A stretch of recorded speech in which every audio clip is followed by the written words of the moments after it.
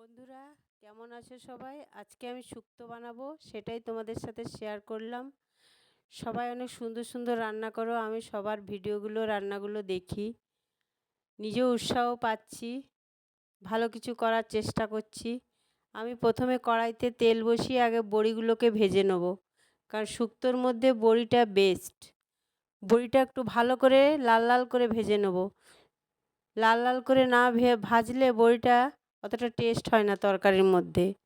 শুধু যে কোনো তরকারিতে বড়ি ইউজ করা হয়, বড়িটাকে লাল লাল করে ভাজতে হয়, এটা আমরা সবাই জানি। এবারে বড়ি ভাজা আমার হয়ে গেছে, একটু গ্যাসটা কমিয়ে দেবো, কারণ তেলটা খুব গরম হয়ে গেছে। বড়িটা তুলে নিলাম একটা প্লেটের মধ্যে। এবার ওই তেলের মধ্যে আমি করলাগুলো ভেজে নেব। করলাগুলো একটু আস্তে আস্তে করে ভেজে নেবো, একটু ঢাকা দিয়ে দেবো। শুধু করলা কেন, সব কটা সবজি ভালো করে ভেজে নেব। আমি সবজি নিয়েছি, করলাটা একটু ঢাকা দিয়ে দিই, আস্তে আস্তে হোক ভাজা। আমি সবজি নিয়েছি, দেখাচ্ছি তোমাদেরকে। করলাগুলো আমি তুলে নেব প্লেটের মধ্যে। এবার আদার সবজি, শিম আছে, কাঁচা কলা আছে, শাঁক আলু আছে, আর এখানে পেঁপে আলু আছে, আর এখানে বেগুন আছে। সব কটা সবজিকেই ভেজে নেব। করলাটা আমি তুলে নিই।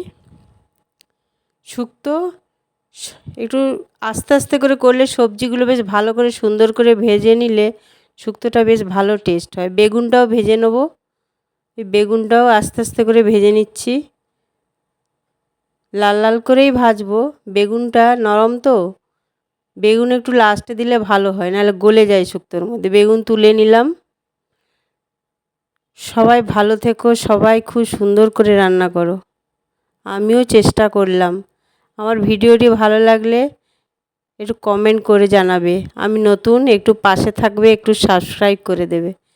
এবারে বেগুন তুলে আমি গাজর, পেঁপে আর আলুটা ভেজে নেব। ওগুলো একটু মোটা মোটা করে কেটেছি, একটু ঢাকা দিয়ে দিলাম, সেদ্ধ হয়ে যাক আর ভাজাও হয়ে যাক। এই যে হয়ে গেছে ভাজা, খুব সুন্দর করে ভাজা হয়ে গেছে। এবারে কড়াই থেকে ওগুলো তুলে নেব।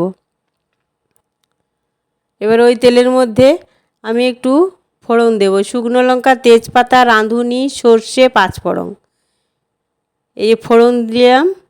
এবার ওটাকে একটু ভালো করে ভেজে নেবো, যাতে গন্ধটা, ওহ খুব সুন্দর গন্ধ বেরিয়েছে, গন্ধটা দারুণ হয়েছে। নিরামিষ দিনে শুক্তোটা বেশ ভালোই লাগে খেতে। এবারে আদার্স যে সবজিগুলো আছে ওগুলোকে আমি ওর মধ্যে ঢেলে দিলাম। ওই শাঁক আলু, সজনে ডাঁটা, শিম, কাঁচা কলা সব ঢেলে দিলাম। এগুলোকে একটু বেশ নাড়িয়ে চাড়িয়ে ভালো করে ভেজে নেব, একদম পুরো সেদ্ধ হয়ে যাবে আর ভাজাও হয়ে যাবে। সুন্দর করে ভেজে নেব, একটু ঢাকা দিয়ে দিলাম। বাস, সবজিগুলো আমার হয়ে এসছে, খুব সুন্দর হয়েছে। এবারে ওর মধ্যে আমি একটু মশলা অ্যাড করব। ওই ধনে গুঁড়ো আর জিরে গুঁড়ো আর নুন দিলাম, আর একটু আদা বাটা দিলাম। আদা বাটা দিলাম, মশলাটা একটু ভালো করে ভেজে নেব, সবজিটার মধ্যে মিক্স করে নেব। সবজিটা আমার প্রায় ভাজা হয়ে যাবে। এবারে সর্ষে আর পোস্ত আমি মিক্সিতে বেটে রেখেছিলাম, সেটাও ঢেলে দিলাম ওর মধ্যে। সুন্দর করে একটু সব মশলা সবজির সাথে মেখে নেব।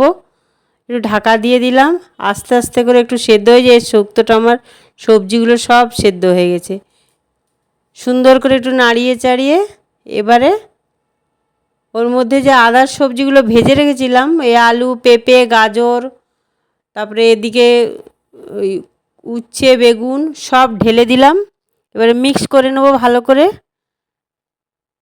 মিক্স হয়ে গেলে আমি পোস্তর পরিমাণটা একটু বেশি দিয়েছি, যাতে একটু খেতেও ভালো লাগে আর দেখতেও বেশ ভালো লাগে। এবার একটু জল দিয়ে দেবো, দিয়ে একটু ঢাকা দিয়ে দেবো। আমার শুক্তোটা আস্তে আস্তে হোক, গ্যাসটা আমি কমিয়ে নিয়েছি, কারণ আমার সবকটা সবজি সেদ্ধ হয়ে এসছে। দারুণ হয়েছে শুক্তোটা। নিরামিষ দিনে শুক্তোটা বেশ ভালোই লাগে।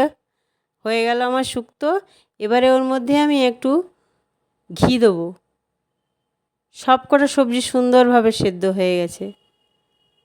বড়িগুলো দিয়ে দিলাম, এবার বড়িগুলোকেও মিক্স করে নিলাম আস্তে আস্তে করে। আমি গ্যাসটা কমিয়ে দিয়েছি। এবারে ঘি দিয়ে আর গরম মশলা দেবো, সানরাইজ গরম মশলাটা দিলাম। এবারে সব মিক্স করে আমি নামিয়ে নেব। আমার শুক্তোটা রেডি হয়ে গেছে। সবাই একটু পাশে থাকবে, একটু সাবস্ক্রাইব করে পাশে থাকবে। ধন্যবাদ সবাইকে। ভালো থেকো সবাই। আমার শুক্তো হয়ে গেছে, এবার একটি প্লেটের মধ্যে নামিয়ে নেব। এই দেখো কেমন হয়েছে, একটু কমেন্ট করে জানাবে। ধন্যবাদ সবাইকে। ভালো থেকো, সুস্থ থেকো, সবাই খুব ভালো থেকো। ধন্যবাদ।